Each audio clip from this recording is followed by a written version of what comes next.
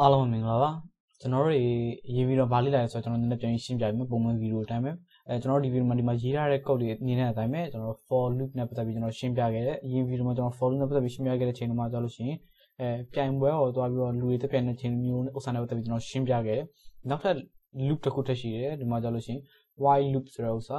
while loop နဲ့ for loop နဲ့တကယ်လို့ဆိုအတူတူနေပါပဲဒါပေမဲ့တချို့ဥစ္စာကွာခြားချက်ကလေးရှိတယ်အဲ့အတွက်ကြောင့်ကျွန်တော်ဒီဗီဒီယိုမှာ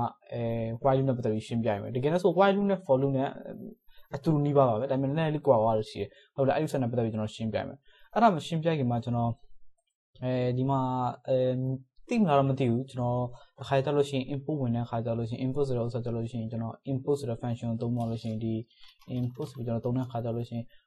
ရေးလိုက်တဲ့အခါစာတွေအကုန်လုံးကဟိုဖြစ်နေတယ်အစိမ်းအောင်ဖြစ်နေတယ်တချို့လူတွေမြင်ရမမြင်ရတော့မသိဘူးဒီမှာကြည့်ပါဟုတ်ပြီလားအဲ့တော့ကျွန်တော်ဒါလေးကိုအယောင်ပြောင်းတဲ့ဥစ္စာလေးကိုကျွန်တော်တစ်ချက်ပြရမယ်တကယ်လို့ကျွန်တော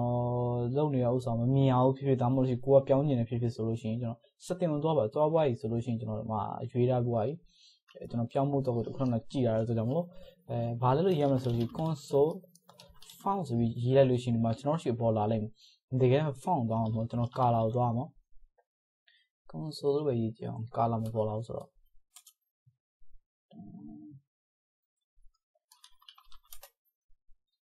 color ဟာဒီမှာတွေ့ပြီ console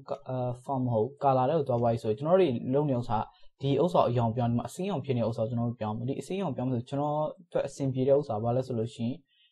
အဖြူအောင်ကြီးလည်းမဟုတ်ဒလောက်လောက်လေးသွားတဲ့ဟာလေးကိုသွားအောင်တွားဝင်ကျွန်တော် okay လုပ်လိုက်လုပ်ပွဲဆိုဒီခါကျွန်တော်ဒါကိုပြန် run ကြည့်မယ်ဆိုလို့ရှိရင်နောက် start run လုပ်လိုက်လို့ရှိရင်ခုကျွန်တော်စာပြန်ရေးလို့ရှိရင်တေချာမြင်ရမယ်လို့ကျွန်တော်ညွှန်လင်းနေဒီဗီဒီယိုမှာကျွန်တော်ရှိအစိမ်းအောင်ဖြစ်နေဆိုတာတချို့လူတွေမမြင်အောင်ပါညာလို့ကျွန်တော်ချက်မှလာပြောရလို့ရှိအဲ့အတွက်ကြောင့်မလို့ဆိုတော့ဒါလေးပြောင်းလိုက်တာဟုတ်ပြီအဲ့တော့ကျွန်တော် while loop နဲ့ပတ်သက်ပြီးကျွန်တော်ရှင်းပြမယ်အဲ့တော့ဒီဥစ္စာကျွန်တော်တို့မလို့အတော့ while loop ကကြလို့ရှိရင် for loop လို့မျိုးကျွန်တော်တို့တွေ range ဘာညာမသုံးအောင်တိုးဆက်ကြလို့ရှိရင်ဘာလဲဆိုရင်ကျွန်တော်ဥပမာနဲ့ပြောမယ်ဆိုလို့ရှိရင်ဥပမာနဲ့မဟုတ်ဘဲနဲ့ဆိုလို့ရှိရင်တိုးဆက်ဘယ်လိုလုပ်လို့ဆိုတော့ပတ်သက်ပြီးရှင်းပြမယ်တခုခုမှန်နေပြီးအလုံးလုံးမယ်ဆိုတဲ့အသေးပဲ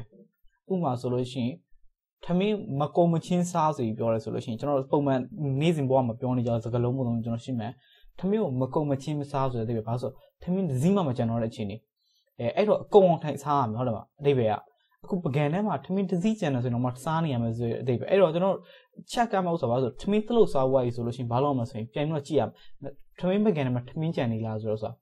ထမင်းကြံနေလားဆိုကြံနေတဲ့ဆိုထပ်စားရမယ်ကြံနေတဲ့ဆိုထပ်စားရမယ်ဟုတ်ပြီလားဘယ်ချိန်ထိလဲဆိုလို့ရှိရင်ထမင်းတစ်စည်းမှမကြံတော့တဲ့ချိန်ထိဟုတ်ပြီလားပကံထဲမှာမရှိတော့ဘူးတစ်စည်းမှမကြံတော့ဘူးဆိုလို့ရှိရင် okay ဒါပြီးသွားပြီဆိုတော့အဲ့ခါကျရင်ဘာလုပ်လို့ရလဲဆိုထမင်းစားပြီးသွားပြီဆိုတော့ကျွန်တော်ပြောလို့ရတယ်အဲ့လိုပုံစံမျိုးပဲကျွန်တော်ဒီ why မှာကြောက်တယ်အဲ့လိုပဲ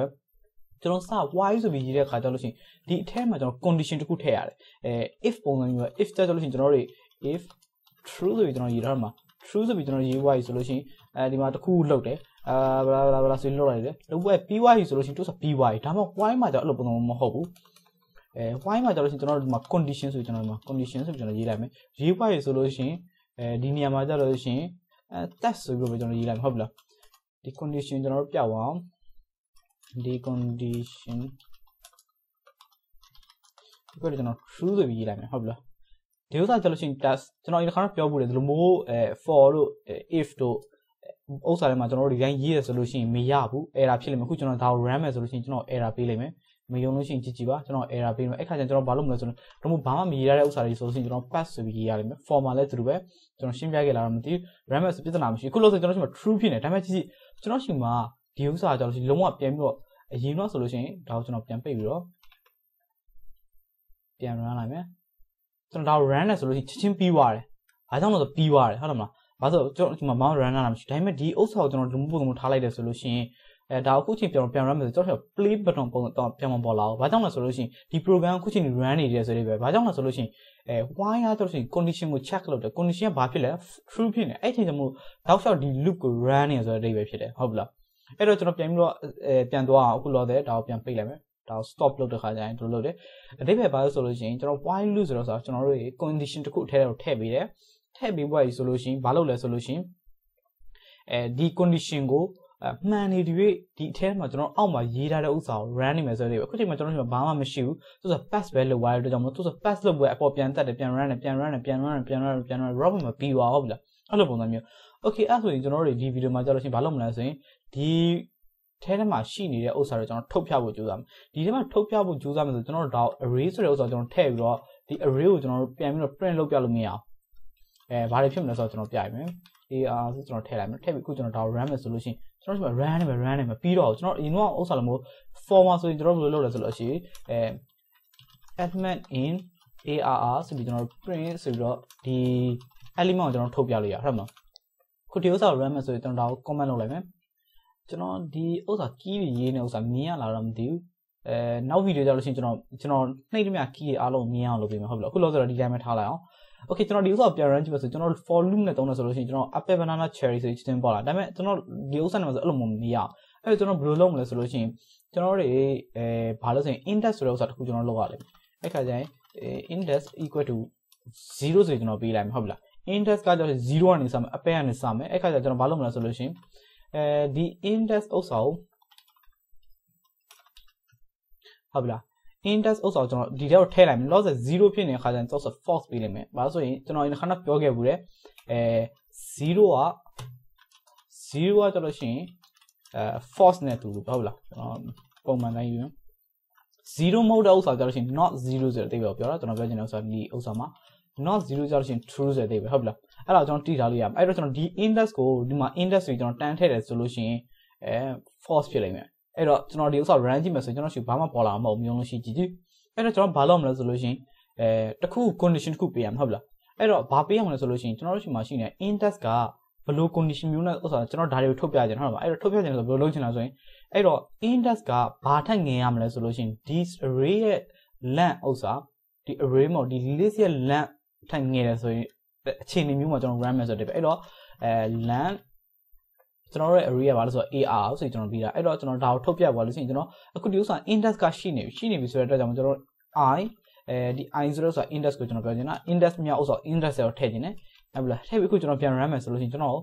်ဘာပဲပေါ်လာလဲဆိုလို့ရှိရင် apple ပဲပေါ်လာဘာကြောင့်လဲဆိုလို့ရှိရင်ကျွန်တော်တို့ index ကအမြဲတမ်း0ကြီးပဲဟုတ်ပြီလား0ကိုကျွန်တော်တို့ increase မလုပ်အဲ့တော့ကျွန်တော် increase လုပ်အောင်ပြောဆိုတစ်ခါ run မှုရဆိုရင်ဒီ index ကိုတစ်ခုအပေါ်ပြန်တင်ရလိမ့်မယ်တစ်ခုတစ်တိုးရလိမ့်မယ်အဲ့တော့ကျွန်တော်ဘာလုပ်မလဲဆိုရင် index equal to index plus 1ဟုတ်ပြီလားကျွန်တော်ခုဒီဥစ္စာပြန် run ကြည့်မယ်တစ်ခါပြန် run ကြည့်တဲ့အခါကျွန်တော်ဒီမှာ apple banana cherry okay ဒီဥစ္စာကိုကျွန်တော်နောက်ထပ်အတူကောက်ထပ်ပြီးလုပ်လို့ရတာကြည့်ကြကျွန်တော်ဒီမှာ Python မှာကြလို့ရှိရင်တို့ plus ဆိုတဲ့ sign မရှိဘူးတချို့ programming language တွေလေ့လာခဲ့ဘူးလို့လူဆိုသိလိမ့်မယ် plus ဆိုတဲ့ဥစ္စာအပေါင်းဒီလက်ခုရှိနေတဲ့ဥစ္စာကိုတစ်တိုးတယ်ဆိုတဲ့အဓိပ္ပာယ်ဒါပေမဲ့ကျွန်တော်တို့ plus equal 1ဆိုပြီးရေးလို့ရတာကြည့်ကြအောင်အဲ့တော့ကျွန်တော်အခုဒီဥစ္စာပြန် run ကြည့်မယ်ဆိုလို့ကျွန်တော်ဒီမှာ apple banana cherry ဆိုတာရှိနေokay ဒီဥစ္စာအဓိပ္ပာယ်လို့ကျွန်တော်ရှင်းပြခြင်းနဲ့ဒါရဲ့အဓိပ္ပာယ်ဘာလဲဆိုလို့ရှိရင် index equal to index plus 1ဆိုတဲ့အဓိပ္ပာယ်ဟုတ်ပြီလားကျွန်တော်တို့အဲ့လိုနှစ်ခါထပ်ပြီးတော့ index equal index plus 1ဆိုရေးရမယ့်နေရာမှာကျွန်တော် plus equal 1ဆိုပြီးတော့ကျွန်တော်သုံးလို့ရမယုံလို့ရှိရင်ကျွန်တော်တို့ minus ဆိုတော့သုံးလို့ရတယ်ကျွန်တော်ဥပမာနဲ့ပြိုင်မယ်ဒါကိုကျွန်တော် comment လုပ်လိုက်မယ်လုပ်ပွားရေးဆိုလို့ရှိရင်ကျွန်တော်ဥပမာအနေနဲ့ဘာလဲဆိုရင် test equal to 2ဆိုပြီးကျွန်တော်2ဆိုပြီးရေးပွားရေးဆိုလို့ရှိရင် print test plus equal to ဆိုပြီးကျွန်တော်ရေးတယ်ဆိုလို့ရှိရင် test မဟုတ်ဘူး test plus equal to ဆိုပြီးကျွန်တော်ရေးပွားရေးဒါကိုကျွန်တော် print လုပ်မယ်ဆိုလို့ရှိရင်ဘာရလဲဆိုရင်ကျွန်တော်ရှိမှာ4ရလာလိမ့်မယ်ဘာကြောင့်လဲဆိုရင် test ကို2တိုးမယ်ဆိုတဲ့အဓိပ္ပာယ်ဟုတ်ပြီလားဒီဥစ္စာ plus တစ်ခုတည်းရတယ်မဟုတ် minus နဲ့လည်းရတယ်ဥပမာဆိုကျွန်တော် minus ဆိုပြီးလုပ်တယ်ဆို0ဖြစ်သွားလိမ့်မယ် minus မကောင်းဘူးကျွန်တော် multiply နဲ့လည်းရတယ်အဲတော့ multiply လို့ဆို4ဖြစ်သွားမယ်အဲ့တော့ကျွန်တော်5ဆိုပြီးလုပ်လိုက်မယ်10ရပါအောင်ဘာလို့ဆိုဘာဖြစ်လဲဆိုတော့သိချင်မသိပဲဖြစ်ကျွန်တော် divider by ဥစ္စာနဲ့လည်းရတယ်အဲ့ဒီအတွက်ဆိုကျွန်တော်2နဲ့လုပ်လိုက်မယ်အဲ့ဆို0ဖြစ်သွားအောင်1ဖြစ်သွားအောင် sorry စားတဲ့ဥစ္စာဟုတ်ပြီလားကျွန်တော် mode နဲ့ပတ်သက်ပြီးကျွန်တော်ပြောခဲ့ဘူးလားမသိဘူးအဲ့ကိစ္စနောက်ပိုင်းကျွန်တော်ရှင်းပြအခု loop နဲ့ပတ်သက်ပြီးကျွန်တော်ရှင်းပြနေတဲ့ကြောင့်တခြားဥစ္စာတွေကျွန်တော်မသွားခြင်းလေဘူး okay ကျွန်တော်ဒါကို comment လုပ်ပါလို့ရှိရင်ဒီဥစ္စာပြန်ရင်ဖွင့်လိုက်အောင်ဟုတ်ပြီလားအဲ့တော့ဒီထဲမှာဖြစ်နေတဲ့ဥစ္စာဘာလဲဆိုရင်ကျွန်တော်အစနေပြန်ပြီးရှင်းပြရမယ် index ကလက်ရှိမှာကျွန်တော်ရှင်းမှာ0ရှိတယ်ကျွန်တော်တို့ why ဆိုတဲ့ဥစ္စာခုနကကျွန်တော်ဥပမာပေးရတဲ့အတိုင်းဆိုလို့ရှိရင်ထမင်းကိုမကုန်မချင်းစားပါဆိုတဲ့အဓိပ္ပာယ်အဲ့တော့ဘာလဲဆိုရင်ကျွန်တော်ရှင်းမှာ index ကဒီ array ရဲ့ length နဲ့ဟုတ်ပြီလားငယ်သလားဆိုကြည့်ရအဲ့တော့အခုလက်ရှိအခြေအနေမှာဆိုလို့ရှိရင် array index ကဘယ်လောက်လဲ0 length ကကြောက်လို့ရှိရင်ဘယ်လောက်လဲ3ဟုတ်တယ်မလားကျွန်တော်တို့ဒီက apple banana cherry ဆိုတဲ့ဥစ္စာ array ကlist က3 3ခုရှိနေဆိုတော့3ဆိုပြီလားအဲ့ခါကျတော့3က 0က3ထက်ငယ်လားဆိုပြီးကျွန်တော်ကြည့်ကြည့်တဲ့ခါတော့2နေအဲ့တော့ဒါ true ဖြစ်တယ်ဟုတ်မှာဒါကဘာလဲဆိုရင်ကျွန်တော်ဒီမှာ true ဆိုပြီးထွက်လာလိမ့်မယ်အဲ့ခါကျလို့ရှိရင် true ဖြစ်တဲ့ကြောင့်ဒီ loop ကို run တဲ့ခါကျကျွန်တော် print ဆိုပြီးဖြစ်တယ်ပြီးသွားပြီဆိုလို့ရှိရင် ion တစ်တိုးတယ်တစ်တိုးတဲ့ခါကျဒီဥစ္စာဘာမှမလုပ်ဆိုလို့ရှိရင်1ဖြစ်သွားလိမ့်မယ်1ဖြစ်သွားတဲ့ခါဒီမှာ condition ကိုပြန်လာချက်တဲ့ခါကျလို့ရှိရင်1ဖြစ်တယ်1ဖြစ်တဲ့ခါ1က3ထက်ငယ်လားဆိုပြီးကြည့်တဲ့ခါကျငယ်တယ်အဲ့ခါ true ဖြစ်တယ် true ဖြစ်ပြီးတဲ့ခါဒီဥစ္စာကိုဒါကိုကျွန်တော် run ပေးမယ် banana ကိုထွက်လာတယ် banana ကိုထုတ်ပြီးတဲ့ခါဒီဥစ္စာ2တိုးတစ်တိုးတယ်2အဲ့ခါကျ2ဖြစ်သွားလိမ့်မယ်2ဖြစ်သွားတဲ့ခါကျနောက်တစ်ချိန်ပြန်လာတယ်ဒီနေရာ2ဖြစ်နေတယ်2ဖြစ်နေတဲ့ခါကျဒီ condition ကို check လုပ်တယ် okay ဒါ true လားဆိုပြီးကျွန်တော်ကြည့်တယ် true လုပ်တဲ့ခါကျ okay ဟုတ်တယ်ဒါ true 2က3ထက်ငယ်တယ် okay အဲ့တော့ဘာလုပ်မလဲဆိုလို့ရှိရင် cherry ကိုထုတ်တယ် cherry ကိုထုတ်ပိုက်ဒီဥစ္စာကိုတစ်တိုးတဲ့ခါဘာဖြစ်သွား3ဖြစ်သွားတယ်အဲ့က3က3ထက်ငယ်သလားဆိုပြီးကြည့်တဲ့ခါ no မငယ်ဘူးအဲ့ခါဘာဖြစ်မလဲဆိုဒီ loop တဲကနေပြီးတော့ဒီအထဲမှာရေးထားတဲ့ဥစ္စာကိုကျွန်တော်ထပ်ရေးတော့မှာမဟုတ်ဘူးမရေးဘဲနဲ့ဘာလုပ်မလဲဆိုလို့ရှိရင်အောက်ကိုရောက်သွားနေအောင်လို့ရှိရင်ကျွန်တော်တို့အောက်မှာbring down ဆိုပြီးကျွန်တော်ရေးလိုက်မယ်ရေးပေါ်ကျွန်တော် run ကြည့်မယ်ဆိုလို့ရှိရင်ကျွန်တော် apple banana cherry down ဆိုပြီးပေါ်လာလိမ့်မယ်ဟုတ်ပြီလား okay အဲ့ဆိုလို့ရှိရင်ကျွန်တော်တို့အရင် for loop မှာကြာလို့ရှိရင် continue တို့break တို့ကျွန်တော်သုံးခဲ့ဒီမှာသုံးလို့ရလားရတယ်ဘယ်လိုသုံးမလဲဆိုလို့ရှိရင်ကျွန်တော်အရင်ကပြောခဲ့ဖို့တည်းမယ် condition continue ကြာလို့ရှိရင်ဘယ်တော့မှအောက်ဆုံးမှာမရေးနဲ့ဆိုတဲ့အတိုင်းပဲကျွန်တော်ဒီဥစ္စာမှာ continue နဲ့ဆက်ပြီးကျွန်တော်ပြရမယ်အပေါ်ဆုံးမှာကျွန်တော်စမ်းရေးကြအောင် if ဒီခါကျလို့ရှိရင်ကျွန်တော် index 1ဖြစ်တဲ့ခါကျရင်မရေးဘဲနဲ့ကျွန်တော်ထွက်သွားခြင်းနဲ့ခါဘာလို့မဆိုရင် index equal 1ကဖြစ်ခဲ့မယ်ဆိုလို့ရှိရင်ဘာလို့မလဲဆိုရင်ကျွန်တော် continue လုပ်ချင်တယ်ဆိုပြီးပြောချင်တယ်ဟုတ်ပြီလားအဲ့ခါကျွန်တော်continue ဖြစ်မဖြစ်ဆိုတော့ကျွန်တော်ပြဖို့တော့ဆိုလို့ရှိရင် continue ဆိုကျွန်တော်ရေးလိုက်မယ်ရေးပွင့်ကျွန်တော် run လိုက်မယ်ဆိုလို့ရှိရင်ကျွန်တော် okay ကြည့်ပြဿနာဖြစ်သွားပြီဘာကြောင့်လဲဆိုလို့ရှိရင်ကျွန်တော် continue လုပ်လိုက်တယ်လုပ်ပြီးသွားပြီဆိုရင်လည်းပဲကျွန်တော်တို့ဒီ index ဥစ္စာကိုတစ်တိုးဖို့မလုပ်ခဲ့တဲ့အတွက်ကြောင့်ဒီဥစ္စာပြဿနာဖြစ်တယ်ဒီဥစ္စာပုံမဖြစ်နေကြဥစ္စာတကယ်လို့မေ့တတ်တယ်ဆိုလို့ရှိရင်ဒီ content ဥစ္စာကျွန်တော်လိုမိုးအခြေအနေနဲ့လုပ်တယ်ဆိုလို့ရှိရင်ဒီ index နဲ့အခြေခံပြီးကျွန်တော်လုပ်တယ်ဆိုလို့ရှိရင်ဘယ်တော့မှ content လုပ်ပွားရေးဆိုရင်လည်းပဲဒီ index ကိုကျွန်တော်ပြန်ပြီးတော့တစ်တိုးမမေ့ပါနဲ့အဲ့ဒါဘာလို့မလဲကျွန်တော်အပေါ်ဆုံးမှာဒီဥစ္စာ index ကိုကျွန်တော်တို့တစ်တိုးရလိမ့်မယ်တစ်တိုးပြီးွားတဲ့ခါကျမှ content လုပ်ပါဟုတ်ပြီလားအဲ့ဒါကိုကျွန်တော်ပြန် run ကြည့်မယ်ဆိုရင်ကျွန်တော် apple content cherry ဆိုပြီးပေါ်လာလိမ့်မယ်ဟုတ်ပြီလားဒါမှမဟုတ်ကျွန်တော်နှစ်ခုလုံးကို skip လုပ်ချင်တယ်0ရော1ရောဖြစ်နေတဲ့အချိန်မျိုးမှာကျွန်တော် skip လုပ်ချင်တယ်ဆိုလို့ရှိရင်ကျွန်တော် all သုံးရလိမ့်မယ်ဟုတ်ပြီကျွန်တော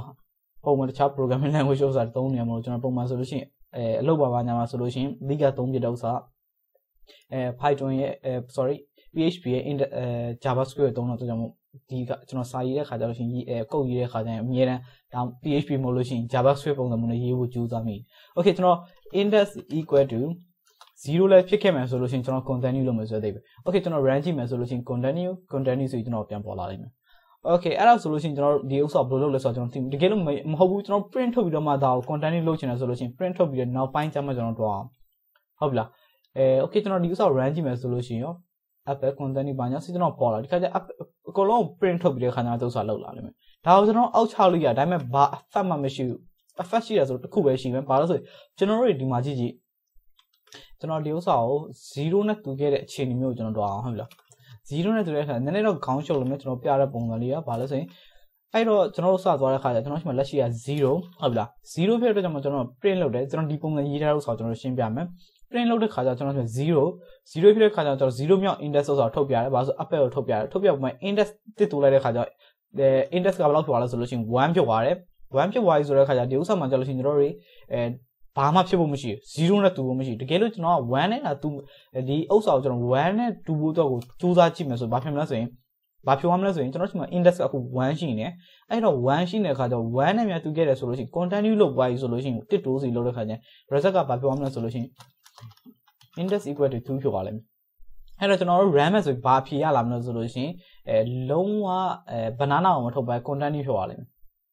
ဟုတ်လား apple continue cherry ဆိုပြီးပြောရလိမ့်မယ်။ဘာကြောင့်လဲဆိုလို့ရှိရင်ကျွန်တော်တို့ဒီမှာတစ်တူးပြီးနောက်ပိုင်းမှာဒီ condition ကို check လုပ်တယ်။ဒါပေမဲ့ကျွန်တော်ပုံမှန်ဆိုလို့ရှိရင် for loop မှာဆိုလို့ရှိရင် effect မရှိဘူးဆိုပဲဒီဘုတ်ဆက်မှာဆိုရင်ကျွန်တော် index ပေါ်မှာမူတည်ပြီးအလုပ်လုပ်နေတဲ့အချိန်မှာ index ရဲ့ဥစ္စာပြောင်းလဲမှုကဒီပေါ်မှာတက်ရောက်မှုရှိနေတဲ့အတွက်ကြောင့်ကျွန်တော် continue ဥစ္စာကိုလည်းထိလာလိမ့်မယ်။ဟုတ်ပြီလား။အဲ့တော့ continue မှာလည်းကျွန်တော်အထဲမှာ index ပေါ်မှာပြောင်းလဲမှုထပ်လုပ်တဲ့အတွက်ကြောင့်မလို့ကျွန်တော်တို့ဥစ္စာအတွက်ဘာဖြစ်သွားမလဲဆို banana ကို skip လုပ်ရလိမ့်မယ်။ဟုတ်ပြီလား။ Okay အဲ့တော့ကျွန်တော်တို့ continue ကဘယ်လိုလုပ်လဲဆိုတော့ကျွန်တော်ရှင်းပြသွားတယ်။အဲ့တော့ break ကိုတော့အောင် break ကကြလို့ရှိရင်ခုနပုံစံတိုင်း if ကျွန်တော်ခုနဥစ္စာလေးကျွန်တော် comment ပဲလုပ်လိုက်မယ်။ဒါဆိုပြီးရင် ကျွန်တော်ပြန်ကြည့်လို့ရအောင် if index equal to 1ဆိုပြီးကျွန်တော်လုပ်မယ်ဒီခါလဲပြီးသွားပြီဆိုကျွန်တော် break လုပ်ချင်တယ် break လုပ်မယ်ဆိုလို့ရှိရင်ဘာလို့ဆိုရင်ဒီဥစ္စာ ram တကယ်လို့1နဲ့များတူခဲ့ရဆိုလို့ရှိရင် break လုပ်မယ်ဆိုတဲ့ခါကျွန်တော် apple ပဲထုတ်မယ် banana ရောက်တဲ့ခါကျလို့ရှိရင် banana ကိုလည်း print လုပ်မှာဘာကြောင့်လဲကျွန်တော်တို့ break ကိုအောက်ဆုံးမှရေးရတဲ့အတွက်ကြောင့်ပြီးသွားပြီဆိုလို့ရှိရင်ဒီ loop တွေထွက်သွားလိမ့်မယ်ဟုတ်ပြီအဲ့တော့ကျွန်တော် row မယ်ဆို apple sorry ကျွန်တော်sorry ဘာကြောင့်လဲဆိုလို့ရှိရင်ကျွန်တော်တို့ index ဥစ္စာကိုကျွန်တော်လုပ်ပြီးတဲ့နောက်ပိုင်းကျမှကျွန်တော်တို့ index ကို check လုပ်တဲ့အတွက်မို့ banana ကိုထုတ်ချင်တယ်ဆိုလို့ရှိရင်ဒီဥစ္စာအပေါ်မှာထားရမယ်ထားပြီးတော့ခါကျွန်တော် run ရနိုင်မယ်အဲ့ခါကျ apple banana down လို့ပြောဘာကြောင့်မလို့ပြောရလဲဆိုတော့ကျွန်တော်ရှင်းပြမယ်အခုနောက်ကျွန်တော်ရေးထားတဲ့ပုံစံတောင်ပြန်တွားအောင်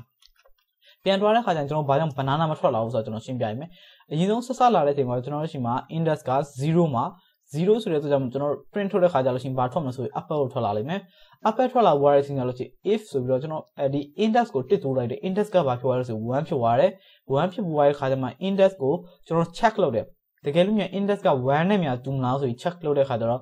့အခုချိန်မှာလက်ရှိချိန်မှာ index ကဘာလဲဆို1ဖြစ်နေတဲ့အတွက်ကြောင့်မို့ index က1နဲ့ညီနေတယ်အဲ့အတွက်ကြောင့် break ဖြစ်သွားလို့ရှိရင်ကျွန်တော် banana ရှိတော့မရောက်တော့အဲ့ဒါကြောင့်မို့အခုကျွန်တော် ram မယ်ဆိုလို့ရှိရင်ကျွန်တော်ဒီမှာ apple ပြီးသွားရင် down ဆိုပြီးပြောရတယ်အဲ့တော့ banana တိပဲထုတ်ချင်တယ်ဆိုဘာလို့မလဲဆိုလို့ရှိရင်ကျွန်တော်တို့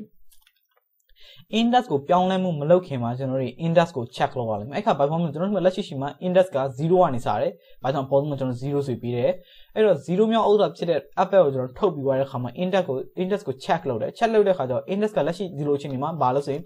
ဒီနေရာမှာကျွန်တော်တို့အခုလက်ရှိဒီ0ပဲရှိတယ်0က1မဟုတ်ဘူး1မဟုတ်တဲ့ခါကျတော့ဘာဖြစ်လဲ break ကိုမလာဘူးမလာဘဲနဲ့ index ကိုတစ်တိုးရမယ်တစ်တိုးရတဲ့ခါဒီနေရာမှာတစ်ဖြစ်နေမယ်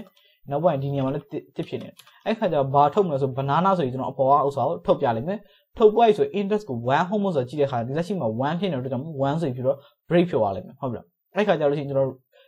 apple banana ဆိုပြီးထွက်လာလိမ့်မယ်အခုကျွန်တော်ဒါပြန်ရကြည့်မယ်ဆိုလို့ရှိရင် apple banana ဆိုပြီးထွက်လာလိမ့်မယ်အခုဒီဥစ္စာကိုကျွန်တော်အပေါ်ထိတင်မယ်ဆိုလို့ရှိရင်ဘာဖြစ်မလဲကျွန်တော်ကြည့်ကြအခုကျွန်တော် range ကြည့်အောင်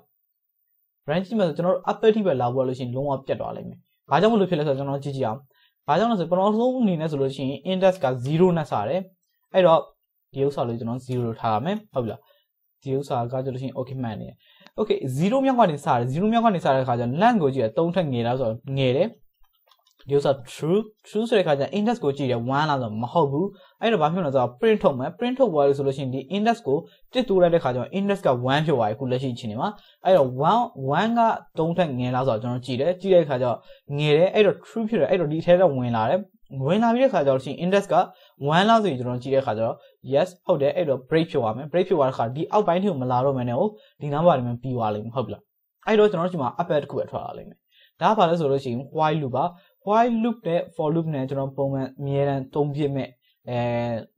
ဘာလို့ဆိုအရာလို့ပဲပြောမယ် Python မှာသုံးနေရတဲ့အရာတစ်ခုပဲပြောလို့ရမယ်ဘာကြောင့်ဆိုဘယ် program ကြီးကျွန်တော်တို့ while ဒါမှမဟုတ်လို့ရှိရင် for ဒါမှမဟုတ်လို့ရှိရင် if အဲ့ဒါတွေမသုံးမဲ့ကျွန်တော်ဘယ် program မှရေးလို့မရဘူးတကယ်လို့ program ကြီးရေးမယ်ဒါမှမဟုတ်ကိုက hello world လို့ပဲရေးချင်တယ်ဆိုလို့ရှိရင်တော့ဒါတော့သုံးစရာမလိုအပေါ်ဆုံးအောင်သွားပြီးတော့ print hello world စီလုပ်လိုက်တယ်ဆိုပြီးသွားလိမ့်မယ်ဟုတ်ပြီလားတကယ်လို့ program တစ်ခုကြီးရေးမယ်ဆိုလို့ရှိရင်နည်းနည်းလေးဖြစ်ဖြစ်ကြီးတာဖြစ်သွားပြီဆိုတာနဲ့ဘယ်လိုမဆို for တို့ while တို့ if တို့ဘာလို့ကျွန်တော်တေချာပေါက်နားလည်တာဘလို့လိမ့်မယ်အဲ့ဒါမှမဟုတ်လို့ရှိရင်ကျွန်တော်ဘာ program ရေးလို့ရမှာမဟုတ်အဲ့တော့ကျွန်တော်ပြောချင်တဲ့ဥစ္စာဒီဗီဒီယိုတကယ်လို့နားမလည်ဘူးဆိုရင်နည်းနည်းထက်တယ်လဲဆက်ကြည့်နည်းနည်းတော့အစာပိုင်းမှာရှုပ်လိမ့်မယ်ဒါပေမဲ့ကျွန်တော် for loop ကိုကျွန်တော်ရှင်းပြရတဲ့အတွက်ကြောင့်မို့ဒီဥစ္စာအဲ့လောက်ထိရှုပ်ဖြစ်မယ်လို့ကျွန်တော်မထင်ဘူးအဲ့ဒါကြောင့်မို့